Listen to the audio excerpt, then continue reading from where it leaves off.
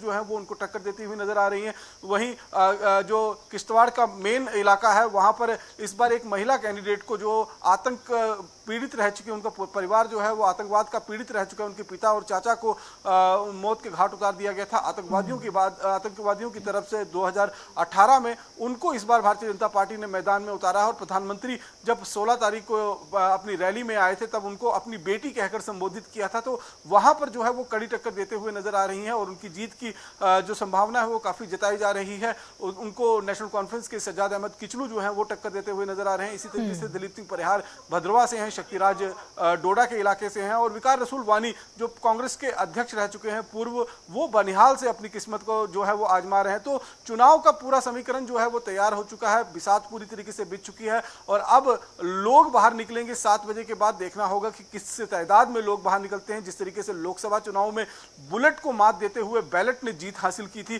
तो वो अगर सिलसिला दोबारा रहेगा तो एक बार फिर पहले चरण में ही जो मतदान होना है उसमें ये पता चल जाएगा कि जम्मू कश्मीर की जनता का आखिरकार मूड क्या है, क्योंकि 10 साल के बाद उनको ये मौका मिल रहा है और 10 साल के बाद जब वो अपने मताधिकार का प्रयोग करेंगे, यहाँ पर लोकल गवर्नमेंट जो है वो सेटअप करने में किस तरीके की उनकी भागीदारी रहेगी, ये जरूर देखना होगा। मोनिका, रमन, अगर मुमकिन हो सके आप वहां की तस्वीरें दिखाइए कि मतदाताओं के लिए मतदान केंद्रों पर किस तरह के इंतजाम किए गए हैं। जी हाँ, बिल्कुल। देखिए, मैं इस समय जिस इलाके में मौजूद हूँ यहाँ पर आप सुरक्षा के इंतजाम जो है वो साफ तौर पर देख सकते हैं। मेल और फीमेल के लिए अलग अलग लाइनें जो हैं यहाँ पर लगाई जाएंगी और इसके साथ साथ में यहाँ पर बैठने के लिए थोड़ा सा पीछे जो है वो अरेंजमेंट किया गया है ताकि जो एल्डरली लोग आएंगे यानी कि जो बुजुर्ग लोग आएंगे उनके लिए कुर्सियाँ यहाँ पर लगाई गई हैं। उसके साथ साथ में और तमाम तरह के इंतजाम जो है, पानी अगर किसी को प्यास लगती है तो पानी की जो है वहाँ पर व्यवस्था की गई है।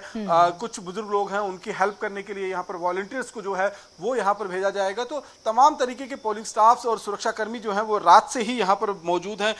ईवीएम मशीन्स जो हैं वो पहुँच चुकी हैं और ईवीएम मशीन्स जो हैं वो सुबह 7 बजे जो है सभी पोलिंग एजेंट्स के सामने उनका सील खोला जाएगा और उसके बाद मतदान का जो है वो सिलसिला शुरू हो जाएगा। तो जिस तरीके से एक पूरी तरीके से अगर हम देखें तो पिछले 10 सालों से जिस तरीके से जम्मू कश्मीर के अंदर चुनाव नहीं हुआ था, एक कहीं ना कहीं वैक्यूम, पॉलिटिकल वैक्यूम बन गया था जम्मू कश्मीर के अंदर। लेकिन धारा 370 के बाद जो एक डेवलपमेंट के काम यहाँ पर जम्मू कश्मीर के अंदर हुए हैं, उसी चीज को लेकर केंद्र सरकार या भारतीय जनता पार्टी की हम बात करें तो वो इस समय लोगों के बीच में है और लोगों से कह रही है कि जो डेवलपमेंट के काम पिछले 5 सालों के अंदर भारतीय जनता पार्टी की सरकार ने यहाँ पर किए हैं उसको देखकर आप अपना मतदान करें। लेकिन अगर कश्मीर का हम मूड यहाँ पर टटोलने की कोशिश करेंगे तो यहाँ पर नेशनल कॉन्फ्रेंस और कांग्रेस के बीच में जो है वो गठबंधन हुआ है। 51 सीटों पर जो है 51 सीटों पर नेशनल कॉन्फ्रेंस चुनाव लड़ रही है, 32 सीटों पर कांग्रेस चुनाव लड़ रही है और 5 से 6 ऐसी सीटें हैं जहां पर फ्रेंडली फाइट देखी जा रही है। और उन 5 से 6 सीटों में से करीबन 5 सीटें ऐसी हैं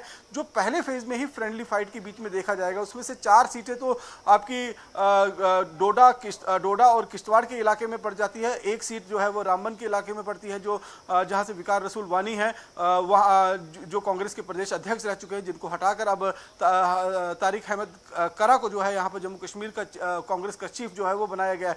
तो निश्चित रूप में यहाँ पर कांटे की टक्कर जो है वो national conference, PDP, Bharatiya Janata party और कांग्रेस के बीच में, क्योंकि यही 4 ऐसी बड़ी पार्टियां हैं जिनके बीच में कांग्रेस कांटे की टक्कर जो है वो देखी जा रही है। लेकिन इस बार अगर आपको देखना होगा कि कश्मीर घाटी में, क्योंकि भारतीय जनता पार्टी ने 90 विधानसभा सीटों में से 62 सीटों पर जो है अपने उम्मीदवार डायरेक्ट तौर पर उतारे हैं और उसके बाद जो बाकी 38 विधानसभा की सीटें हैं उनमें कहीं ना कहीं हम ये कैसे 28 विधानसभा की सीटें जो हैं उनमें हम ये कह सकते हैं कि अपने प्रॉक्सी कैंडिडेट या फिर इंडिपेंडेंट को वो सपोर्ट कर रहे हैं। तो सबसे ज्यादा सीटों पर भारतीय जनता पार्टी जम्मू कश्मीर के अंदर चुनाव जरूर लड़ रही है, लेकिन कश्मीर घाटी में जो 47 विधानसभा की सीटें हैं ये समीकरण तय करेंगी कि जम्मू कश्मीर का अगला ताज जो है वो किसके सिर पर आएगा।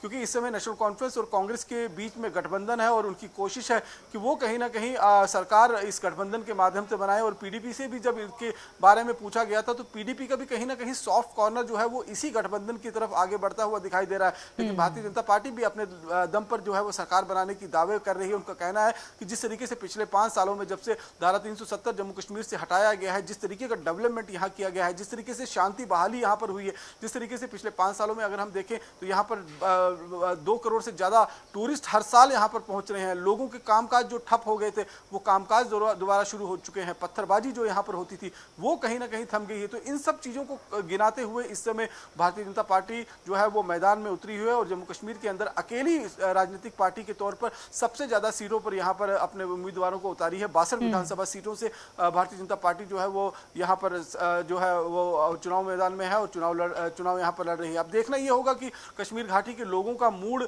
आखिरकार किस तरीके से सामने आता है। जब वोट की गिनती होगी 8 अक्टूबर को तभी ये सब चीज़ें पता चल पाएगी। लेकिन पूरी तरीके से तैयारी इलेक्शन कमीशन की तरफ से की गई है। सुरक्षा के चाक चौबंद बंदोबस्त किए गए हैं। आतंकी हमलों को देखते हुए, आतंकी घटनाओं को देखते हुए यहाँ जितने भी प्रत्याशी थे उन सभी प्रत्याशियों की सुरक्षा को और ज़्यादा बढ़ा दिया गया है। उनके साथ और अतिरिक्त सुरक्षा कर्मियों की तैनाती की गई है।